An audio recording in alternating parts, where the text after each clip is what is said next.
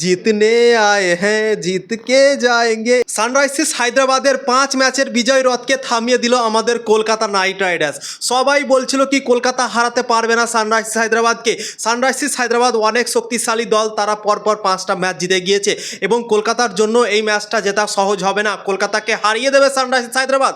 এরকমভাবে সোশ্যাল মিডিয়াতে আলোচনা হচ্ছিল, প্রত্যেকটা এক্সপার্ট থেকে নিয়ে সব জায়গায় বলা হচ্ছিল কি সানরাইজার্স হায়দ্রাবাদ অনেকটা আগে আছে কলকাতার থেকে, কলকাতা মনে হয় না কি হারাতে পারবে সানরাইজার্স হায়দ্রাবাদকে।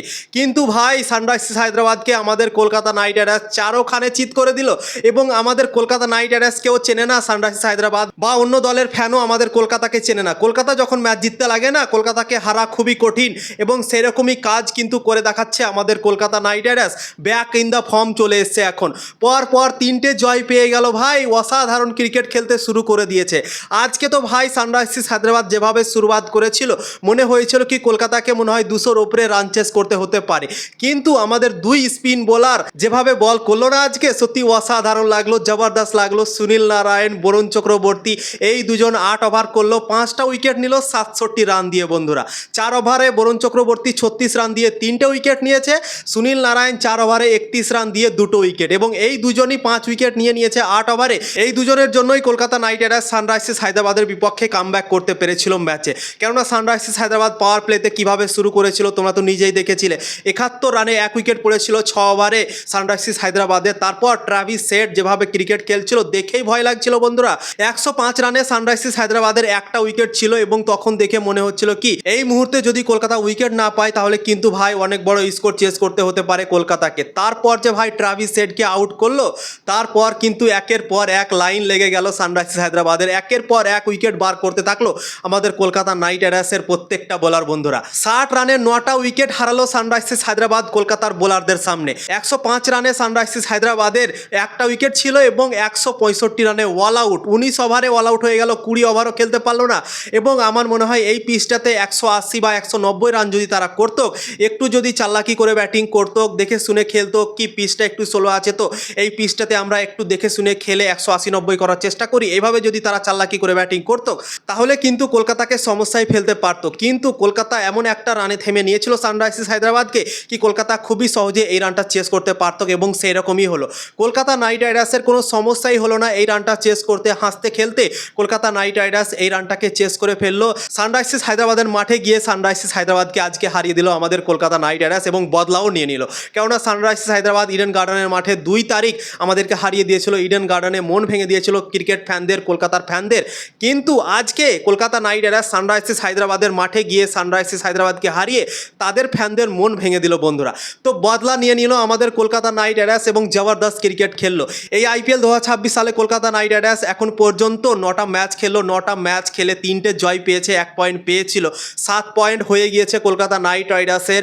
এখনও 8 নম্বরে আছে কলকাতা নাইট রাইডার্স, পয়েন্টস টেবলে এখনও এগোয়নি, যেখানে ছিল সেখানেই আছে আজকের ম্যাচ জেতার পরেও। কিন্তু আর একটা যদি ম্যাচ জেতে, এর পরের ম্যাচ দিল্লির বিরুদ্ধে আছে 10 তারিখ, সেই ম্যাচটা যদি জিততে পারে, দিল্লিকে হারাতে পারে, তাহলে কিন্তু কলকাতা নাইট রাইডার্স আস্তে আস্তে ওপরের দিকে উঠবে পয়েন্টস টেবলে বন্ধুরা। তো সত্যি অসাধারণ লাগছে, কলকাতা নাইট রাইডার্স ফর্মে চলে এসেছে, বোলিংও চলতে লেগেছে, ব্যাটিংও চলতে লেগেছে। আজকে তো পাওয়ার প্লেতে অসাধারণ ক্রিকেট খেললো আমাদের কলকাতা নাইট রাইডার্স। ফিন অ্যালান যেভাবে আজকে ক্রিকেট খেললো, ফিন অ্যালানকে আজকে নিয়ে এসেছিল টিম সাইফার্টের পরিবর্তে, অসাধারণ একটা পরিবর্তন করেছিল ফিন অ্যালানকে। খেলাটা অবশ্যই আমার মনে হয় জরুরি KKRকে একটা ভালো শুরুয়াত দেওয়ার জন্য, তাবড়তোড় শুরুয়াত দেওয়ার জন্য। তো আজকে কলকাতা নাইট রাইডার্স সঠিক সিদ্ধান্ত নিয়েছিল, টিম সাইফার্টের জায়গায় ফিন অ্যালানকে নিয়ে এসেছিল।